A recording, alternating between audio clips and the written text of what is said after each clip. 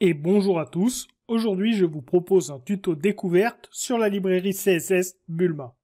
Bulma va nous permettre d'ajouter du style sur nos pages, comme le proposent d'autres librairies ou frameworks tels que Bootstrap, Tailwind ou encore Materialize. J'ai d'ailleurs réalisé le même tuto sur ces technologies, donc n'hésitez pas à aller les voir. L'objectif de ce tuto va être de découvrir la librairie Bulma et de la comparer aux autres librairies CSS. Certains d'entre vous pourraient se poser des questions sur l'utilité de voir ou connaître toutes ces technologies. En réalité, ce n'est pas tant les maîtriser qui sera important, mais d'une part connaître leur existence et d'autre part comprendre comment les utiliser rapidement et si besoin pour un projet, monter en compétence dessus efficacement et rapidement. D'ailleurs, pour ceux qui maîtrisent déjà une librairie CSS, en particulier Bootstrap, vous verrez que la librairie est très rapide à prendre en main.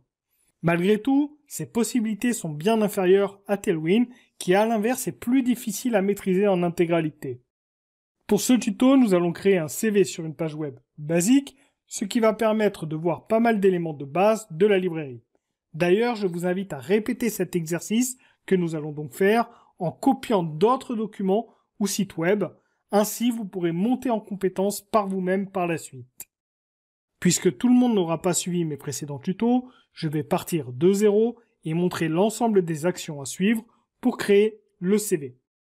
Avant de rentrer dans le vif du sujet, et si vous n'êtes pas encore abonné, je vous suggère de le faire et d'activer la cloche pour être notifié lorsque je sors une nouvelle vidéo. Si vous souhaitez vous former plus en profondeur au développement web, je propose aussi des formations complètes sur mon site h2prog.com. Comme toujours, je vous invite à utiliser les mêmes outils que moi, à savoir Visual Studio Code et Chrome pour suivre ce tuto. Allez, c'est parti, allons réaliser notre projet. On va tout d'abord lancer le logiciel de développement. De mon côté, j'utilise donc Visual Studio Code et on va aller créer notre projet. Donc moi, dans mon cas, j'ai déjà créé plusieurs projets, entre autres pour le précédent tuto, mais pas que. Et ce que l'on va faire, c'est venir générer un nouveau projet. Si vous avez déjà des projets dans votre outil de développement, vous pouvez simplement en ajouter un nouveau et faire votre projet ainsi. Comme tout le monde n'aura pas réalisé mes précédents tutos, je vais plutôt montrer comment partir de zéro et donc créer un projet depuis n'importe où. En l'occurrence, moi je vais créer mon projet au même endroit que les autres, mais donc dans le dossier XAMPP htdoc 2023 rec. Dans votre cas, ce que vous pouvez faire, vous pouvez le mettre sur le bureau ou à l'endroit où vous voulez. Ce que je vous invite quand même à faire, c'est un dossier par an qui va contenir vos autres projets. En général, c'est comme ça qu'on va fonctionner, ça sera plus simple. Donc, là, ce que je fais, c'est simplement, je crée un dossier à n'importe où, donc sur mon ordinateur, que je vais appeler CV Bulma.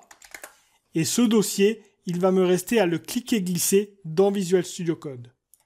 Donc, on réalise cette action et on fait Add Folder to Workspace.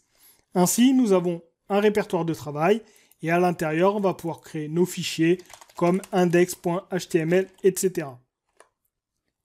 Bon, dans mon cas, comme je vous ai dit, j'ai déjà le dossier 2023 qui a été ajouté dans Visual Studio Code avec rec et mes projets, dont le dernier, CV Bulma, sur lequel je vais travailler. Donc je vais supprimer ce que je viens de faire là, mais pour ceux qui n'auront pas encore de projet dans Visual Studio Code, voici comment réaliser l'action.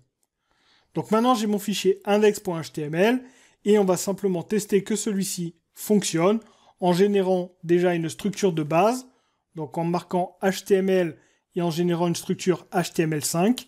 Si vous n'avez pas les propositions, vous pouvez copier simplement les lignes, mais sinon vous allez voir directement dans la doc de Bulma, il propose un doctype de démarrage qu'on pourra copier-coller. Donc perdez pas de temps à copier les lignes, attendez un tout petit peu. Donc là, j'ai copié ces lignes, je mets simplement un petit message coucou, et je vais faire en sorte de le lancer pour vérifier que mon paramétrage basique fonctionne. Donc ce que je fais un clic droit sur le nom du fichier, Reveal in File Explorer, et derrière, il me reste simplement à double-cliquer sur le nom du fichier pour le lancer. J'ai bien mon message coucou qui s'affiche dans mon logiciel de visualisation de site web, mon navigateur, Chrome, et donc je vous invite à utiliser celui-ci puisqu'on utilisera une des fonctionnalités de Chrome, l'inspecteur. Inspecteur qui doit être aussi présent sur les autres navigateurs, j'imagine. Donc, j'ai le message qui apparaît bien. Maintenant, ce que je vais vouloir faire, c'est installer la librairie CSS Bulma. Je vais me rendre sur Google, je recherche la librairie Bulma et je vais sur le site officiel. Je vais sur la partie Getting Started et directement, on va pouvoir récupérer l'installation. Pour ça, il faut aller, je pense, dans Overview Start et directement, on va pouvoir utiliser le CDN. Nous, on va utiliser le HTML link qui est ici et on va simplement copier cette ligne. Alors, comme je vous ai dit, on a aussi la possibilité de venir copier directement un starter template qui est ici. Donc, pour ceux qui ne peuvent pas générer le code de base, que ça ne fonctionne pas, n'hésitez pas à venir le copier-coller. D'ailleurs, je vais venir le copier moi-même et on va utiliser ça. Donc, j'ai copié ces lignes et je viens les placer dans mon fichier index.html. Bon, le seul souci de faire ces copier-coller, c'est la structuration et les alignements qui ne sont pas géniaux. Donc, on fait la rectification rapidement. Je rappelle que les indentations, quand on crée du code, sont extrêmement importantes. Ça permet de relire facilement le code et de pouvoir travailler de manière sereine. Donc je vous invite à avoir une bonne structure et des bonnes indentations sur vos sites. Donc maintenant que j'ai restructuré et que j'ai fait ce copier-coller, on voit que le link est présent pour ajouter Bulma avec sa version CDN. Et il me reste simplement à actualiser pour vérifier que ça fonctionne. Je retourne sur mon site et à la place de coucou, maintenant j'ai bien un petit Hello World qui s'affiche, montrant que Bulma a bien été ajouté. Contrairement à Tailwind où il faut faire beaucoup plus d'actions, là on a déjà terminé, on n'a même pas de JavaScript à rajouter, tout a été mis. Maintenant qu'on a installé Bulma, on va aller rechercher le CV qu'on va réaliser, et en l'occurrence, on va sur Chrome, et dans Google, on recherche exemple CV, et on va venir sélectionner le CV qui nous intéresse, on va faire celui-ci, qui a été fait dans mes précédents tutos. Comme je vous l'ai indiqué, ce que je vous invite à faire à l'issue de ce tuto, c'est de faire peut-être d'autres CV où vous pouvez rechercher d'autres documents que vous pourrez réaliser. Ça peut d'ailleurs être un autre site web que vous allez copier, ce qui va vous permettre de pratiquer. Donc là, on prend un CV qui est globalement assez simple, mais qui va nous permettre de voir les bases de Bulma. Donc c'est ce CV, et ce que je vous propose, ça va être déjà de créer la structure du site. La première chose qu'on peut noter sur ce CV d'exemple, c'est que le contenu est divisé en deux colonnes, et que la colonne de gauche est plus petite que la colonne de droite. La colonne de droite, quant à elle, dispose d'une couleur bleue qu'on viendra positionner. Donc déjà, on va réaliser cette première étape de séparer notre page en deux colonnes différentes. Et on va également rajouter une petite marge à gauche et à droite. Donc pour ça, on va aller dans la documentation. Et dans la documentation, on va aller regarder un petit peu ce qui nous est proposé. Ce que je vous invite à faire de votre côté, c'est à faire une pause maintenant et de venir balayer ce qu'il y a dans la documentation. Donc, on va regarder, nous, rapidement, les colonnes. C'est exactement ça qu'on va utiliser dans un premier temps. Mais donc, il y a pas mal d'autres éléments qu'on pourra venir utiliser. Donc là, je vais directement sur la partie colonne. Et on va dans la partie basique pour voir comment faire des simples colonnes. Donc, il nous explique qu'il faut utiliser une div qui va contenir la classe columns avec un S pour définir un contenu qui aura des colonnes. Et ensuite, à l'intérieur, on viendra écrire d'autres balises div qui auront la classe colonne chacune. Et ainsi, le contenu sera divisé de manière égale. Maintenant, il faut regarder également la partie size. Dans size, on va pouvoir définir quelle va être la taille de nos colonnes. Et donc, nous avons plusieurs exemples à ce niveau-là. Et ce qu'on va venir regarder, c'est les possibilités qui sont marquées à ce niveau. Donc, il nous indique que c'est un 12 colonnes systems. Donc exactement comme Bootstrap et comme Materialize, on va avoir 12 colonnes à disposition. Donc si on veut avoir, comme on avait fait sur les autres tutos, un tiers de l'espace pour la colonne de gauche et 2 tiers de l'espace pour la colonne de droite, on pourrait soit utiliser les classes qui sont présentes tout en haut ici en mettant des textes que je trouve globalement assez difficiles à retenir, surtout quand on est français. Et d'ailleurs, c'est l'un des points que je trouve pas forcément simple avec cet outil, c'est que les noms des classes, notamment, ne sont pas excessivement simples à retenir. En tout cas, pour ceux qui ne sont pas anglophones. Et donc, moi, je vais plutôt utiliser ici des classes qui sont plus simples. C'est is4 et is8. Donc, is4, ça va donner un 4/12e de l'espace, donc une colonne qui fera 4/12e, c'est-à-dire un tiers, et une colonne qui fera 8/12e de l'espace, c'est-à-dire 2 tiers. Donc je vais préférer utiliser ces classes-là. Donc on va directement faire ça et venir faire la séparation, la structure du site. Donc je reviens dans le contenu de ma page et je vais venir supprimer un petit peu tout ce qui avait été copié-collé. Je vais repartir simplement de la balise body. À l'intérieur, on va définir une balise main. En général, sur les sites web, on utilise une balise main pour définir le contenu global. Et souvent, on met aussi les balises header et les balises footer. Donc dans la partie header, on va venir y mettre en général le menu, le logo et tout ça. Dans la partie main, on met le contenu global. Et dans le footer, on va mettre le copyright, différents liens, etc. Bon, dans notre cas, on n'aura pas tout ça. Mais retenez qu'on fait en sorte d'utiliser des balises appropriées en CSS. Donc dans mes précédents tutos, je ne les ai pas forcément utilisés. Mais n'hésitez pas sur un projet concret à mettre les bonnes balises. Donc dans cette balise main, je vais venir placer ma structure avec mes deux colonnes. Et donc, il faut que je crée une première div avec une classe qui va être columns. Et à l'intérieur, je vais mettre deux divs avec la première qui sera la classe column et la taille. Donc is for pour avoir 4/12. Et dans la deuxième partie, on va mettre un autre div où on aura la classe aussi column et la classe is 8. Donc ce div va correspondre à la colonne de gauche et le div en dessous, la colonne de droite. Donc je rajoute un commentaire pour pouvoir me repérer simplement. Aussi, ce que je vais vous recommander de faire, ça va être de mettre des identifiants sur vos différents conteneurs, donc sur vos divs notamment. Ici, on va venir placer un identifiant et je vais l'appeler que c'est la colonne de gauche. Ainsi, cet identifiant va avoir un double intérêt. Le premier intérêt, ça va être de donner une information au développeur lorsqu'il va se relire notamment ou qu'un autre développeur passe sur le code. Au lieu d'avoir un commentaire comme ce qui est présent ici, il pourra directement avoir l'information avec cet identifiant. À noter qu'un identifiant en informatique doit toujours être unique et donc cet identifiant ne doit pas être répété dans le document.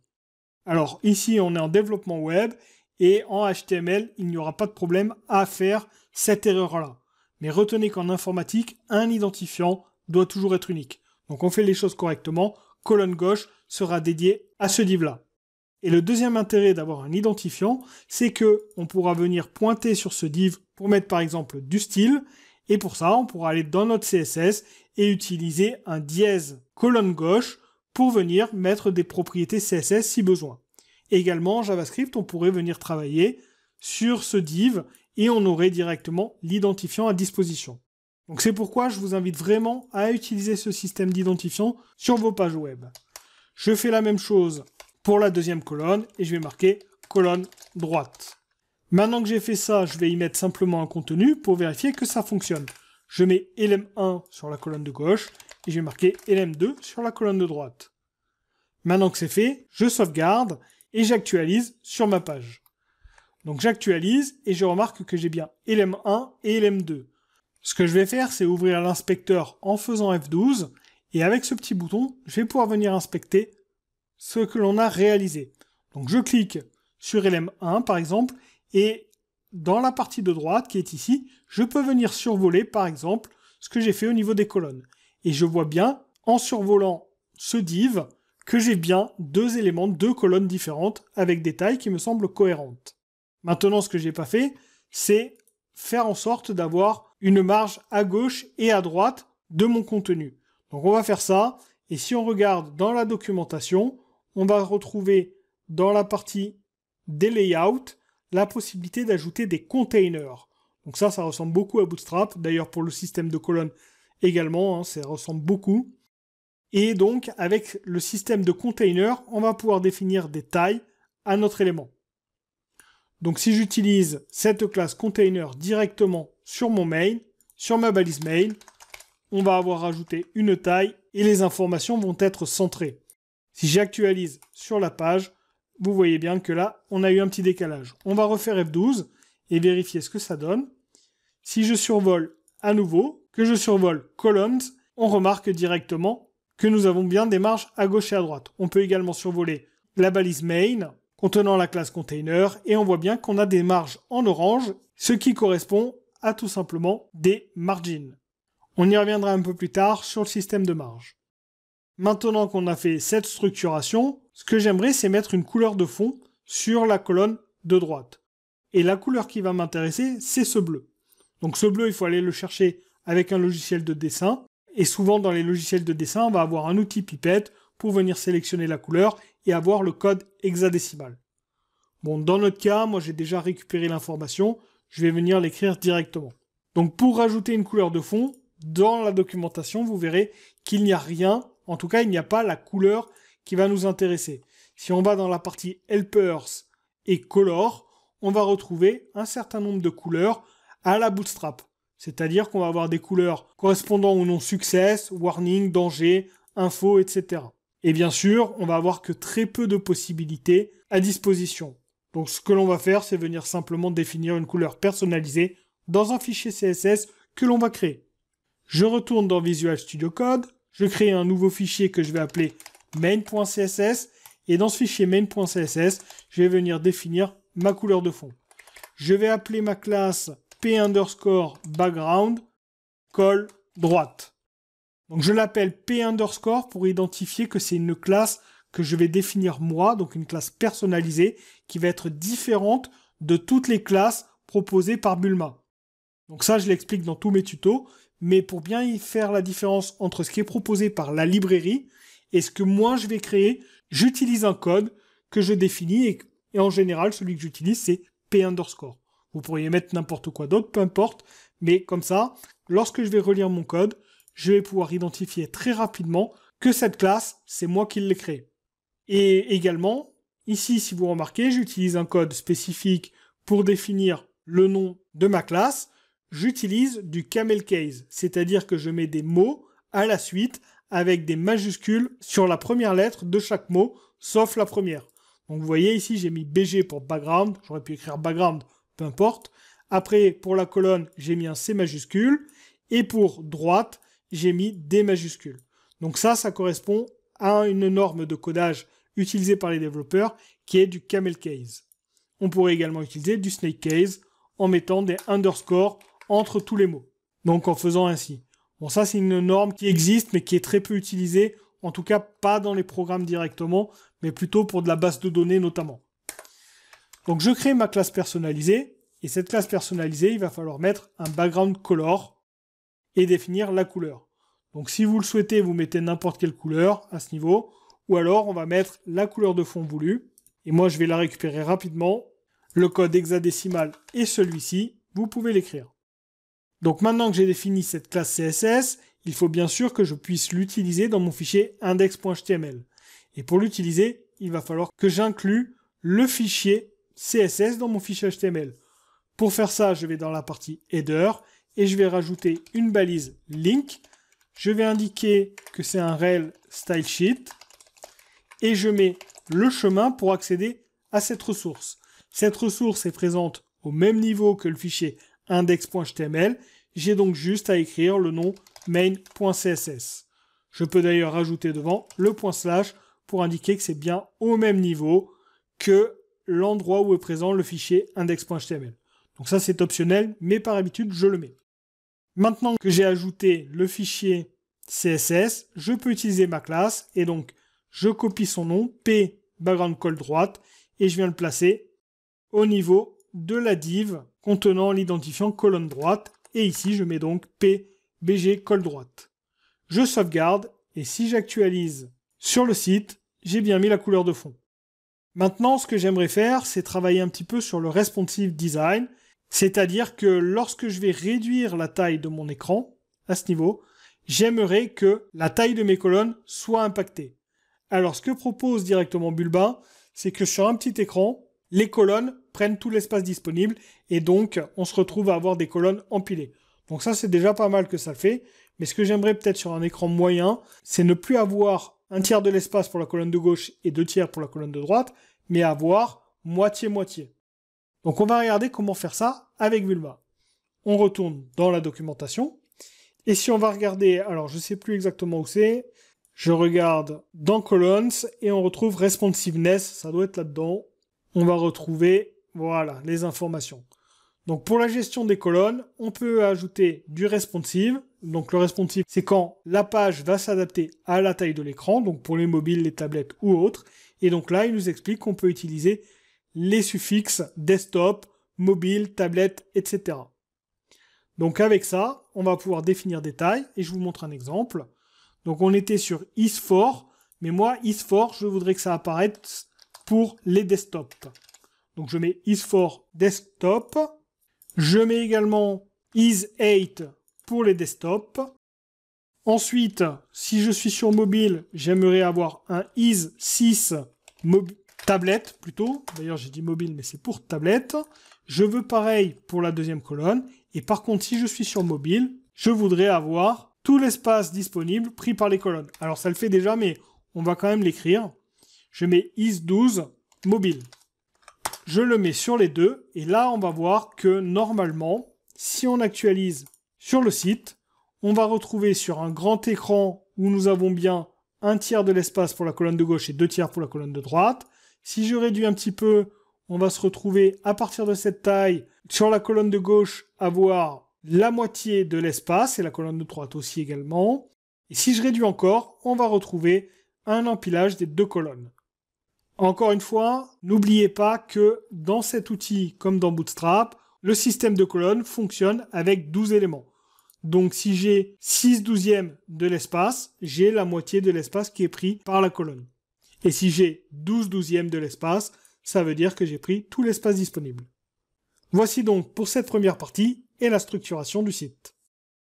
Nous allons maintenant ajouter l'image de profil. Il faut donc qu'elle soit arrondie, qu'elle prenne la moitié de l'espace disponible et faire en sorte d'avoir des marges à gauche et à droite. On va retourner dans la documentation de Bulma et on va regarder comment rajouter des images.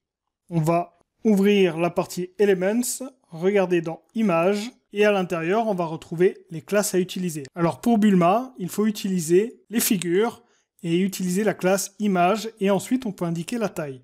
Alors nous, la taille, on ne va pas l'indiquer de cette manière puisqu'on ne va pas avoir la taille exactement qui nous intéresse. On va plutôt utiliser la propriété CSS 50% qui n'est pas disponible. En tout cas, je ne l'ai pas trouvé. Donc on va utiliser plutôt celle-ci. Donc, je vais copier ces lignes et on va venir les placer dans notre code. Alors, je retourne dans la colonne de gauche à ce niveau-là et je vais créer un premier div pour créer le bloc correspondant à la photo de profil. Je vais y mettre un identifiant, je vais indiquer que c'est la photo, ma photo par exemple. Et à l'intérieur, je vais coller les lignes correspondant à l'image. Il va falloir venir renseigner la source, et nous, dans notre cas, il faut rajouter une image dans notre dossier de projet. Donc ici, on va créer un folder que je vais appeler images. Comme ça, on pourra y placer toutes les images de notre site web. Ici, on n'en aura qu'une, mais c'est pour l'exemple. Et donc, il vous reste à mettre votre photo de profil. Alors, mettez n'importe quelle photo, et ensuite, on va pouvoir utiliser la source. Moi, je vais aller rechercher la mienne. Donc, je viens de copier-coller mon image qui est à disposition, et ce que je vous recommande, c'est d'avoir une image plutôt carrée. Ça sera plus simple pour avoir une image arrondie. Alors, on pourrait aussi travailler justement avec les classes qui sont à disposition, image isquare, pour avoir une image carrée. Je vais maintenant faire en sorte de mettre le chemin. Donc, le chemin, on va écrire que c'est dans le dossier qui se nomme image, / et on met mathieu.png. On peut rajouter, si on le souhaite, le point / devant pour indiquer qu'on part du même niveau. J'oublie pas de mettre le texte alternatif à l'image. Ce texte alternatif sert si l'image n'arrive pas à être chargée sur le site web et également sert au référencement. Donc il est recommandé de mettre toujours un alt sur vos balises IMG. Ici, je vais écrire que c'est ma photo de profil. Je vais sauvegarder et on va actualiser. Donc je vais retourner sur ma page et là on retrouve notre image qui est à disposition. On remarque que la taille est pas trop mal, mais j'ai pas l'impression qu'elle fasse quand même 50% de la colonne. Donc on va venir la régler. Donc pour ça, effectivement, c'est le is 128. Donc ça, on va le supprimer. Et à la place, ici, j'aimerais rajouter une propriété dans l'attribut style qui va être width 2.50%. En faisant ainsi, en sauvegardant et en actualisant, là maintenant on a une taille de 50% du conteneur. Le conteneur qui est un div qui est présent dans la colonne. Alors cet attribut style, je décide de le faire ainsi et de ne pas le mettre dans le fichier main.css, car là c'est vraiment de manière ponctuelle que je fais ça. C'est-à-dire que cette propriété, je ne compte pas la réutiliser autre part, donc je vois pas trop l'intérêt de venir créer une classe. Alors on pourrait le faire, ce serait pas faux, mais là je pense que c'est un bon cas où typiquement c'est intéressant d'utiliser l'attribut style. Je vais ensuite devoir indiquer que ma photo est arrondie et la centrer à l'écran. Donc pour la centrer déjà, on va utiliser la classe mxAuto. Donc mx qui est la classe qui va permettre de gérer les marges sur l'axe des x et auto pour dire qu'on aura de manière équivalente sur la marge à gauche et la marge à droite la même valeur. Donc de manière automatique, ça va diviser en deux l'espace disponible. Et donc placer des marges à gauche et à droite équivalentes. Alors ces marges mxAuto, je les utilise car c'est les mêmes que ce qui est présent sur Bootstrap et vous allez pouvoir les retrouver.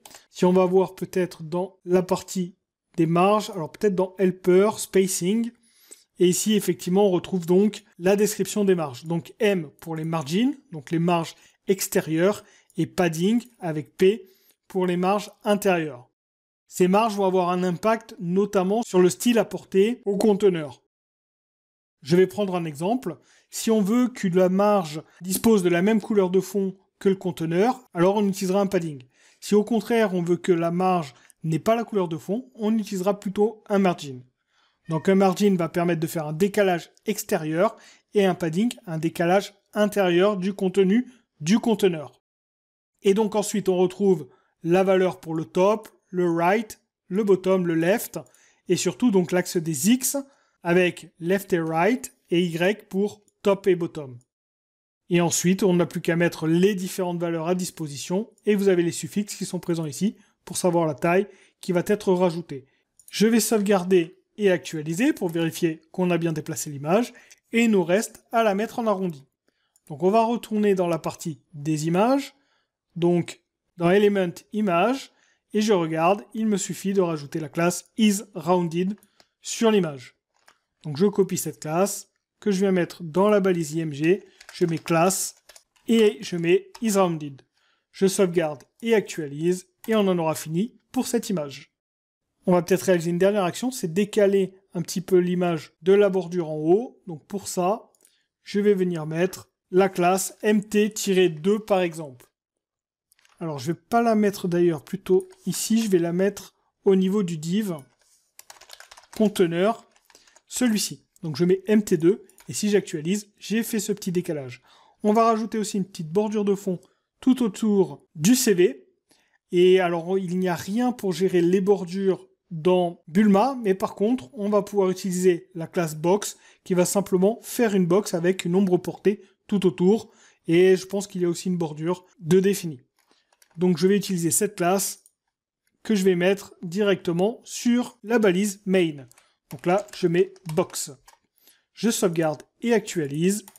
Et on remarque une dernière petite chose, c'est qu'on a une marge qui est présente à ce niveau-là, tout autour de la box. Donc si je fais F12, pour ouvrir l'inspecteur que je survole, on va retrouver une marge qui va être présente.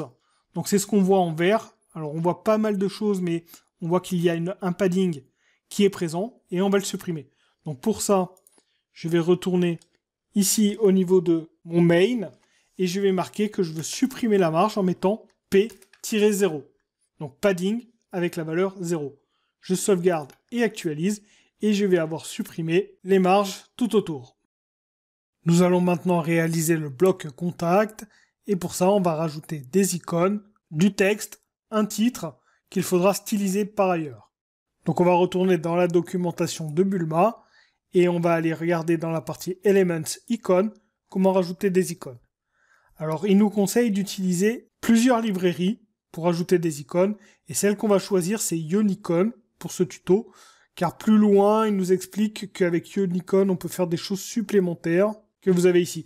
Donc je vais préférer partir sur cette librairie là. Donc je vais aller l'ouvrir. J'ouvre une page web supplémentaire avec la librairie, et là, il va falloir choisir les icônes qu'on veut rajouter.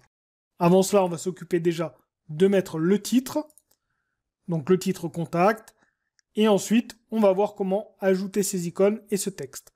Donc je retourne déjà dans le code, et en dessous du div portant l'identifiant ma photo, je crée un nouveau div, et dans celui-ci, on va y mettre un nouvel identifiant, on va dire que ça va être le bloc contact, et dedans, je vais commencer par y mettre un div avec le texte contact en majuscule. On va le mettre en minuscule, on va faire en sorte de rajouter une classe CSS permettant de mettre le texte en majuscule.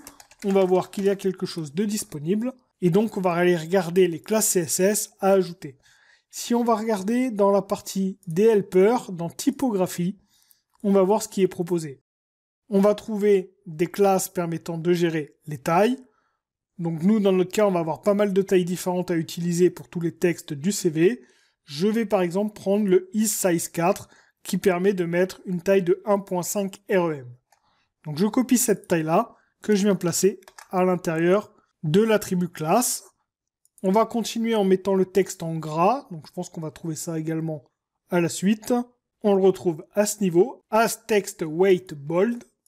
Donc comme on peut le voir, le nom des classes n'est pas forcément super simple si on n'est pas anglophone. Donc c'est un des points que je trouve négatifs dans cette librairie CSS. Je vais utiliser aussi isUpperCase pour faire en sorte d'avoir le texte en majuscule. Et on va aller tester ce que ça donne. Si j'actualise sur le site, je remarque que j'ai bien Contact qui a un style pas trop mal. Par contre, le texte est trop collé sur la gauche et trop collé aussi à l'image. Donc on va devoir rajouter une marge permettant de décaler ce titre Contact sur la droite et du haut. Pour ça, je vais le faire directement au niveau du div portant l'identifiant Contact. Donc là, je rajoute une classe et je vais venir mettre, par exemple, px-5 pour mettre un padding sur l'axe des x, c'est-à-dire à gauche et à droite, d'une valeur de 5. Je sauvegarde et actualise. On a bien fait ce décalage. On va vérifier que ça a bien été fait sur la droite également. Donc si je survole en faisant F12, que je vais sur le bloc Contact, on remarque qu'on a bien une marge en verte, à gauche et à droite. On remarque aussi qu'il y a une petite marge qui apparaît en blanc à ce niveau-là. Et il faudrait regarder à quoi ça correspond. Je pense que c'est lié aux colonnes. Voilà, si on survole le div portant l'identifiant colonne gauche, on remarque qu'il y a un padding qui est présent à peu près partout, sauf sur la partie haute. Donc, ce que l'on va faire, c'est peut-être supprimer ça. Donc, je vais aller dans le div portant l'identifiant colonne gauche à ce niveau, et je vais faire en sorte de supprimer les marges. Pour ça, je vais dire P-de-0. Donc, je sais que c'est une marge intérieure, donc un padding, parce que la marge qui était affichée, elle était en verte.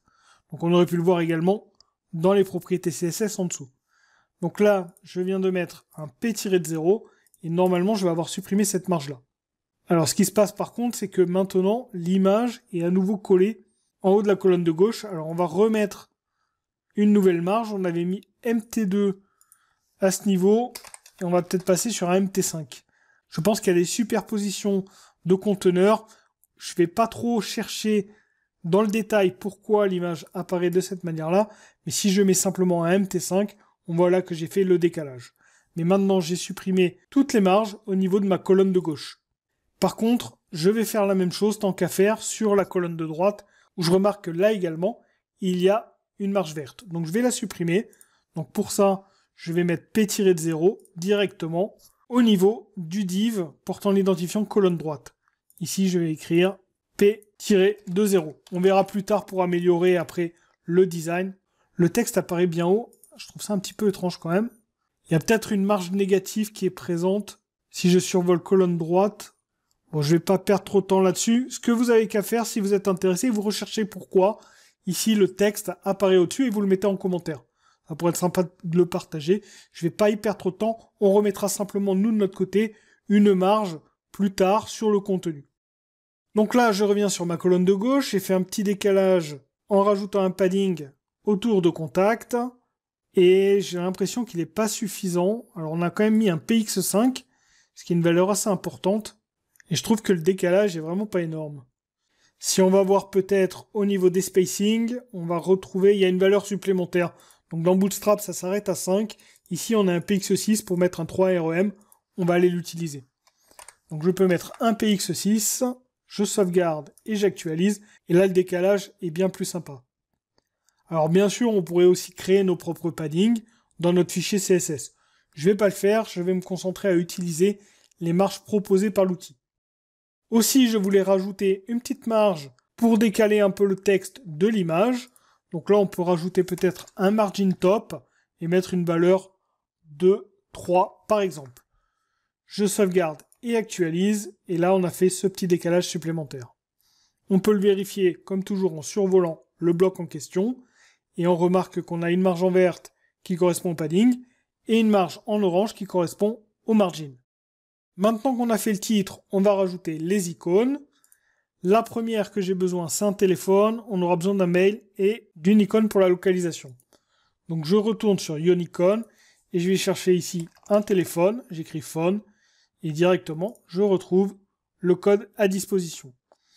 Donc là, en cliquant sur l'icône, j'ai le code web que je peux copier, et on va pouvoir le placer directement dans notre code. Alors je vais venir le mettre, mais on va rajouter d'autres choses avant. Donc là, je viens à la suite du titre contact, je crée un div dans lequel je vais y placer l'icône, mais ça ne va pas fonctionner pour le moment parce qu'il va falloir inclure la librairie des icônes dans notre site web. Pour ça, je vais dans Usage, à ce niveau, et il faut prendre la partie script qui est ici. Donc ça, je vais le copier, je copie ces deux lignes, et il me reste à venir les placer tout en bas, avant la fermeture du body.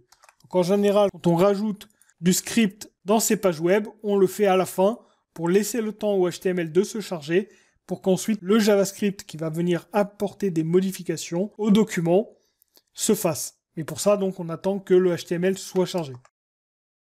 Je sauvegarde et actualise et on va regarder le rendu. Donc là, j'ai bien l'icône qui apparaît. Maintenant, on va quand même y apporter des petites modifications.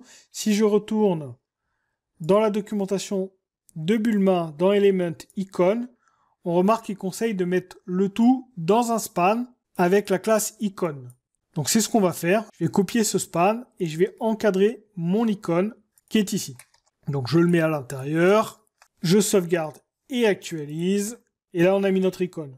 Je suis pas sûr que ça ait fait beaucoup de modifications, mais on va le faire comme ce qui est recommandé, puisqu'il doit y avoir d'autres classes si besoin. Entre autres, on remarque qu'il y a une classe icône texte, pour pouvoir mettre à la fois l'icône et à côté le texte. C'est typiquement ce qu'on a besoin. Donc je vais même copier tout ça. Je reviens dans le code. Alors je vais le mettre au-dessus. Et on va venir simplement reprendre le span qu'on avait écrit avant. Et je le mets à l'intérieur. Au niveau du texte, je vais y mettre mon numéro de téléphone. Donc là, vous mettez ce que vous voulez. Je sauvegarde. Et il va me rester à actualiser pour vérifier que ça ait bien fonctionné. C'est bien le cas. Maintenant, je vais rajouter les autres icônes. On a besoin d'une enveloppe. Alors, je retourne dans la liste des icônes de l'outil. Je mets enveloppe, ou mail plutôt. On va prendre celle-ci. Je copie la ligne et je vais venir la mettre en dessous. Alors, on a déjà un premier div pour cette première icône et je vais faire un div pour chaque icône tout simplement. Donc, je copie ce qui a été fait précédemment. Je le mets à l'intérieur et je vais remplacer simplement l'icône à ce niveau.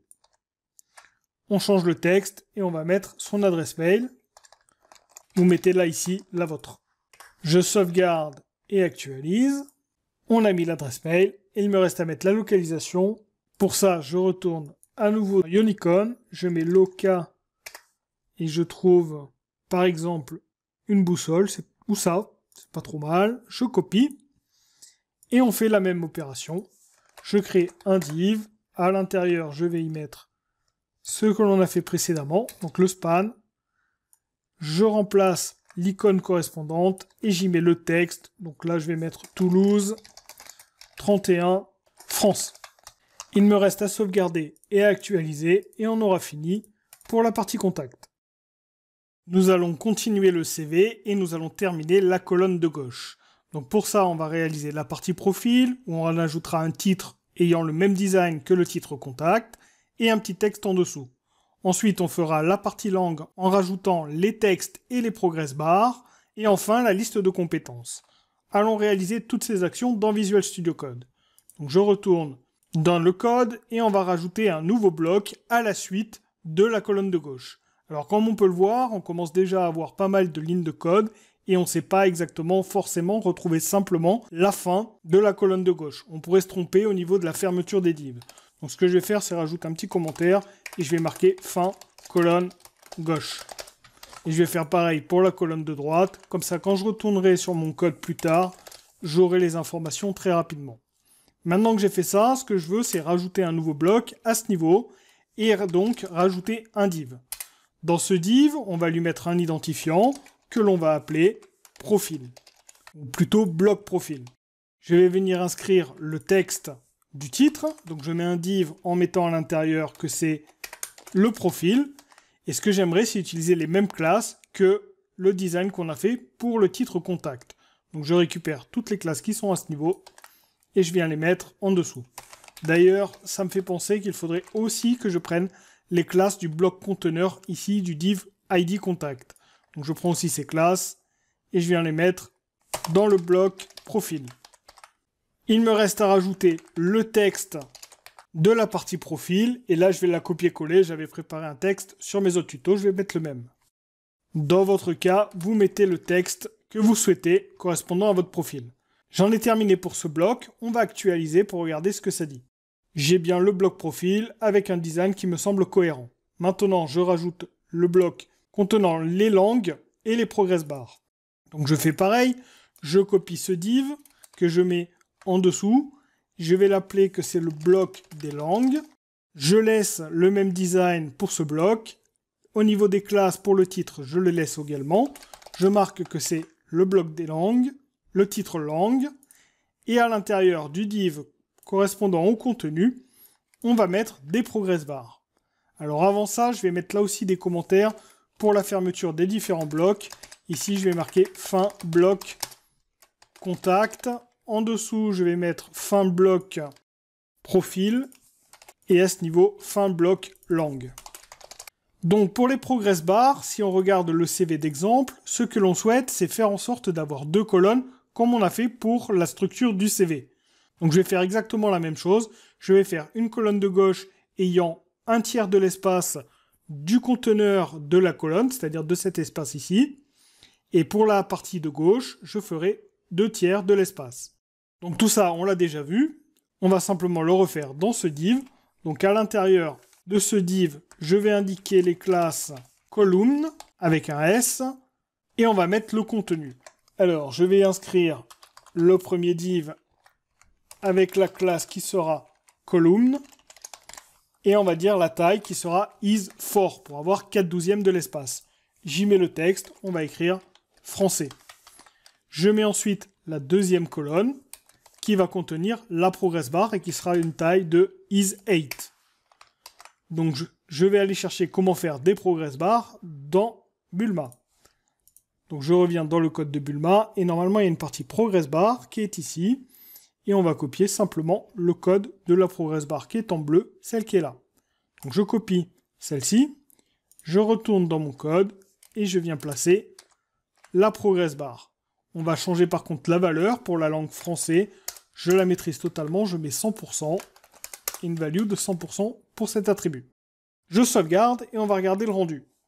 Si j'actualise, j'ai bien le bloc des langues, la langue français et la progress bar qui est complète. C'est parfait. Maintenant, je vais rajouter la deuxième.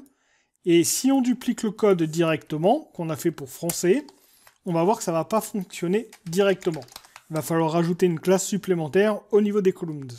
Donc je marque anglais. Je vais dire que je maîtrise 70% de la langue. Et si je sauvegarde et actualise, on va le vérifier. Ça ne va pas fonctionner, ça se met à la suite sur la droite. Donc contrairement à Bootstrap et d'autres frameworks CSS, il faut rajouter des classes supplémentaires pour avoir plusieurs lignes sur des colonnes. Donc si on retourne sur la partie des colonnes, on va aller dans la partie options et dans options, on va retrouver voilà multiligne. Donc comment avoir des multilignes? Il faut rajouter simplement la classe isMultiline. Donc je copie cette classe et je viens l'inscrire au niveau des columns. Je sauvegarde et on va actualiser. Donc là on a bien nos deux lignes, par contre j'ai un gap assez important, ici des marges, et il y a une classe également pour supprimer ça. Si on va dans gap, on va retrouver isGapless. Donc je copie isGapless, que je mets au même niveau. Je sauvegarde et on vérifie ce que ça dit. Ça me semble bien mieux ainsi. Je rajoute une troisième langue, on va mettre l'espagnol. Et en valeur, je vais mettre simplement 10% de la langue. Je sauvegarde, et normalement on a terminé pour ce bloc des langues. Il me reste à rajouter le dernier bloc, qui est la liste de compétences, qui est une liste justement. Donc on va utiliser les balises UL et LI. Je retourne dans le code, on va rajouter un nouveau bloc. Donc pour ça, je vais copier peut-être ce qui a été fait au niveau du bloc langue. Je copie, je le mets avant la fermeture de la colonne de gauche. Et à l'intérieur, donc je garde les mêmes classes CSS. Par contre, je vais dire que en texte, c'est la partie des compétences. Et on va inscrire la liste de toutes les compétences que l'on a. Alors, je fais un UL et on va mettre DLI à l'intérieur. Pour la liste, on va inscrire, par exemple, gestion de projet. On peut mettre développement web, etc. Donc là, moi, je vais copier ce que j'avais prévu également. Donc, je fais ce copier-coller. Vous mettez vos compétences et on regarde le rendu. Si j'actualise, on retrouve le bloc compétences et par contre, nous n'avons pas les petites puces devant. Donc on va regarder comment faire ça. Si on retourne dans la documentation de Bulma, on va aller regarder au niveau des éléments peut-être, au niveau de content. Donc c'est pour ça que c'est important d'aller regarder un petit peu tout ce que propose la librairie CSS pour retrouver les informations assez rapidement. Donc j'avais déjà vérifié, c'était dans content où on avait la gestion des listes. Et pour gérer les listes, en fait, il va falloir rajouter au niveau de nos divs conteneurs la classe content qui va permettre de gérer le design des contenus. Donc je copie content que je viens mettre dans le div contenant l'id bloc langue. Je sauvegarde et si j'actualise, nous avons maintenant la liste avec des puces. On va supprimer peut-être la marge qui a été rajoutée et pour ça on va vérifier où elle est présente. Si j'utilise l'inspecteur que je survole, on remarque que c'est la liste, je pense, qui doit avoir la marge. Donc j'utilise la partie de droite et c'est bien sur le UL où on a une marge au top. Donc j'aimerais supprimer ça. Et donc sur le UL, je vais rajouter une classe CSS pour dire mt-0. Je sauvegarde et là, on va avoir supprimé cette marge qui a été mise.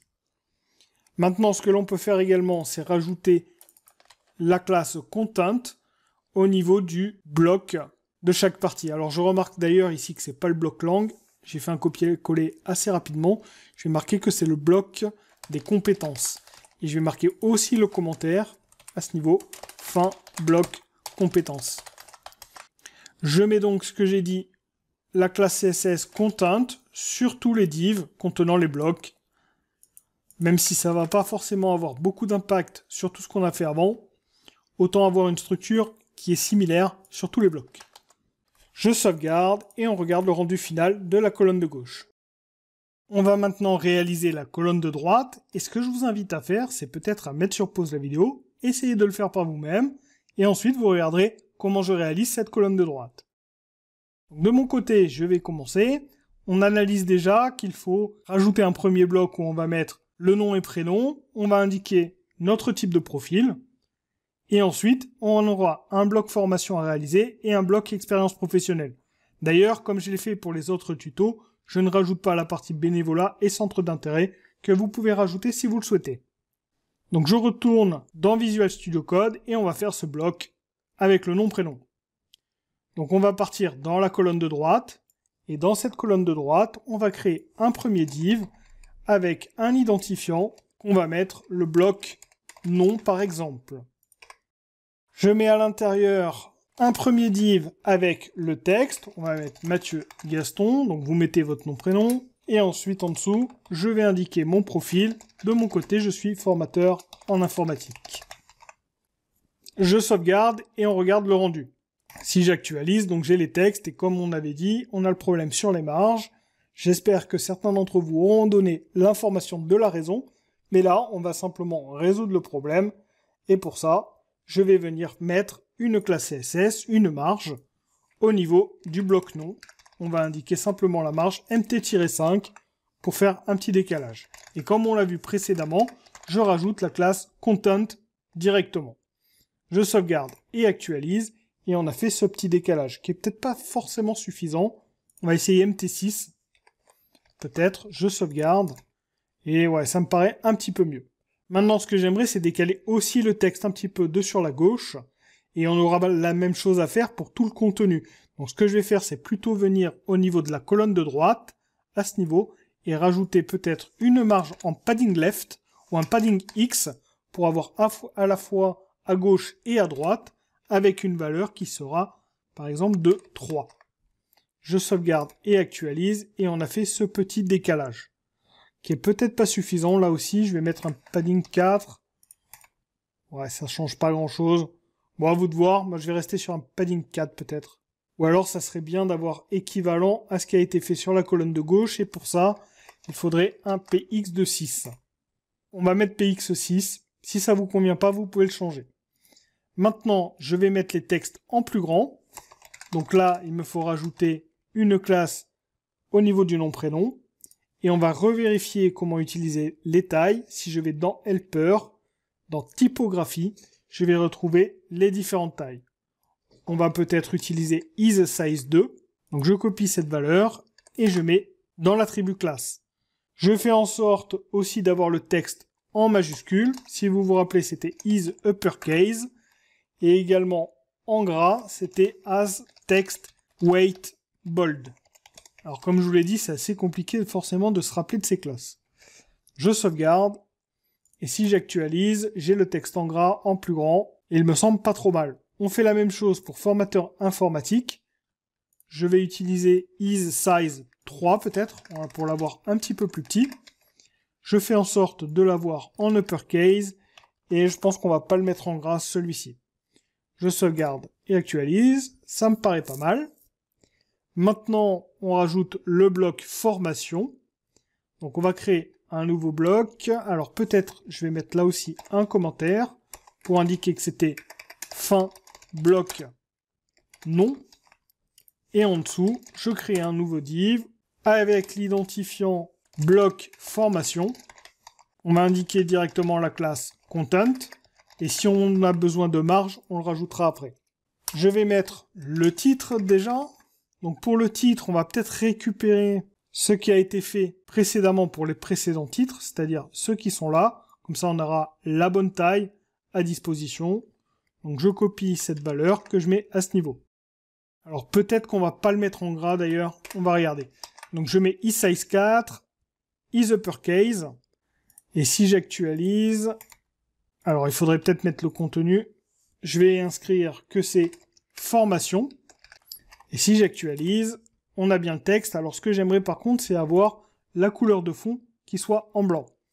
Donc, on va rajouter cette classe. Et pour ça, on va dans Color. Et regardez. Donc là, il y a les textes en blanc. Et nous, ce qu'on aimerait, c'est un background. Donc pour ça, asBackgroundWhite fera le travail. Donc, je copie cette valeur que je viens mettre dans ce div. Je sauvegarde et actualise, et on a bien la couleur de fond. Par contre, je remarque que le texte est collé au bloc. Donc ce que j'aimerais, c'est rajouter une petite marge peut-être tout autour. Donc on va mettre un padding et non un margin, parce que si on met un margin, on aura la couleur de fond qui va se décaler en même temps que le contenu. Et là, ce qu'on veut, c'est simplement décaler le contenu. Donc pour décaler le contenu, j'utilise un padding. Et je vais dire que je mets un padding de 2 par exemple. Je sauvegarde et on a ce rendu qui me semble pas trop mal. En dessous, on va mettre les différentes formations.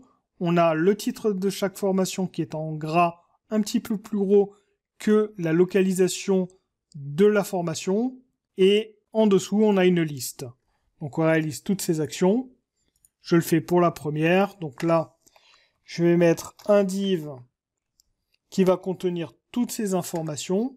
Je vais mettre en premier le titre de ma première formation qui sera Master Informatique Miage. Ensuite, je mets la localisation qui est Université Toulouse 31. Et il faut marquer la date, donc 2009-2012. Je m'occuperai du design dans un second temps. C'est bien aussi de fonctionner ainsi. D'abord, on met le contenu et ensuite, on stylise. J'utilise la balise UL pour mettre la liste des compétences qui ont été étudiées. Donc il y avait le développement web. En dessous, je mets la gestion de projet. J'inscris gestion des entreprises. Et enfin, je vais mettre programmation. Donc là, bien sûr, vous mettez, vous, ce qui a été vu dans vos formations. Je vais sauvegarder et on regarde le rendu. Donc là, j'ai bien ma liste et j'ai bien toutes mes informations. Maintenant, j'aimerais changer un petit peu le design. Donc je vais déjà faire en sorte de gérer Master Informatique Miage. On va grandir la taille et le mettre en gras. Donc tout ça, on l'a déjà vu. On va utiliser isSize5.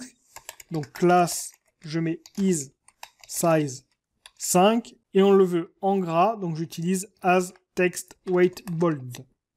Je sauvegarde et actualise et ça me paraît pas trop mal.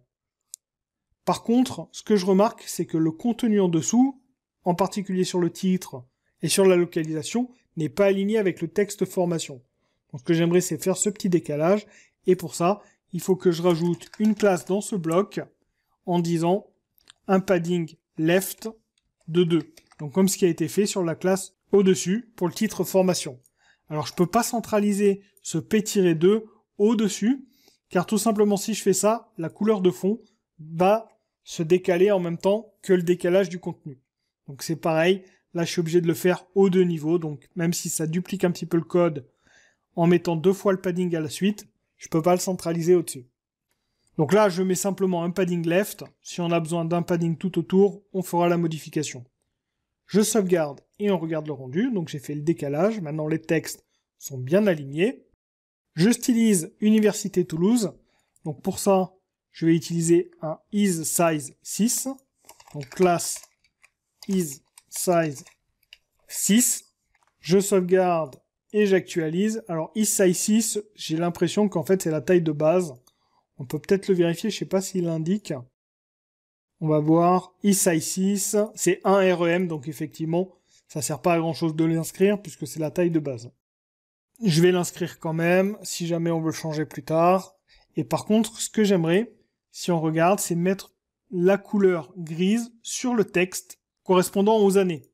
Donc, ici, je vais encadrer 2009-2012 d'un span. Donc, span qui est une balise en ligne qui me permet simplement de venir rajouter du style sans créer un bloc. Donc là, je vais mettre une classe et on va aller regarder comment mettre le texte en gris. Si je vais dans Color, on doit avoir asText. Alors, c'est pas ça, puisque là, ça met simplement le background du texte en couleur. On va utiliser plutôt asTextGray. Je copie cette classe que je mets à ce niveau. Je sauvegarde et actualise. Et bon, ça l'a bien changé, ça ne voit pas trop la différence. Peut-être qu'on peut mettre TextGray Light. Je teste avec cette classe. Bon, là aussi, hein, vous mettez comme vous voulez. Il me reste à remonter un petit peu cette liste de compétences. Donc, on va supprimer la marge qui a été mise au-dessus. Donc, dans ce UL, je mets la classe MT-0. Je sauvegarde et on a fini pour cette première formation. Par contre, je remarque quand même que Master Informatique Miage est un petit peu collé au titre formation. Donc, on va rajouter là aussi une petite marge. Je vais inscrire donc un MT-4 à ce niveau. Je sauvegarde et on actualise. Ça me paraît pas mal.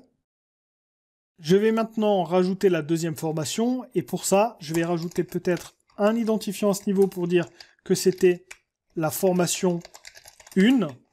Et en commentaire, à la fin de ce div, je vais inscrire fin formation 1.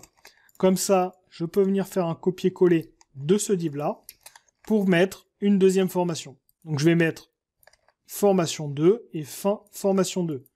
Je remplace les valeurs avec ce que j'avais fait. Donc on va inscrire DUT informatique. C'était à l'IUT de Limoges dans le 87. J'ai fait ça de 2006 à 2009.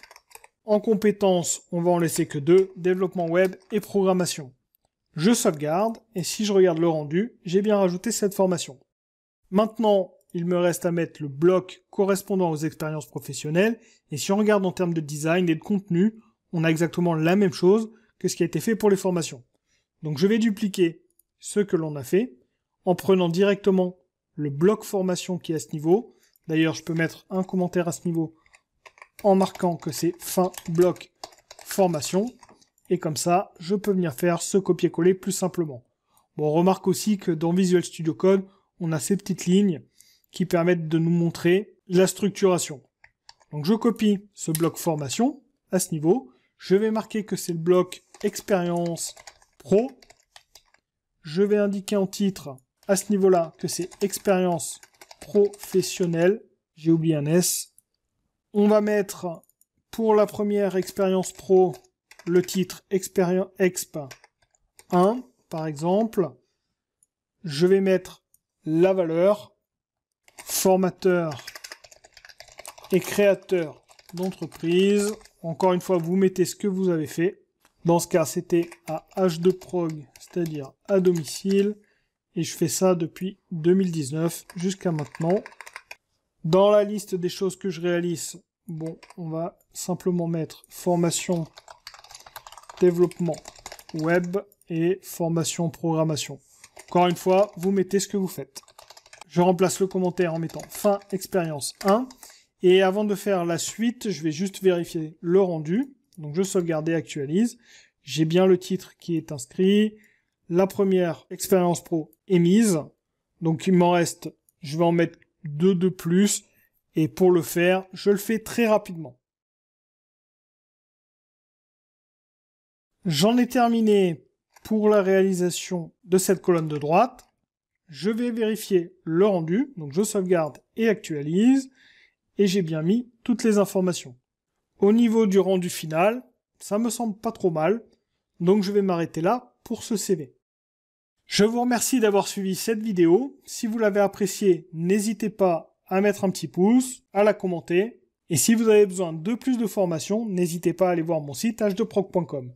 Il me reste à vous remercier et à vous dire à très vite.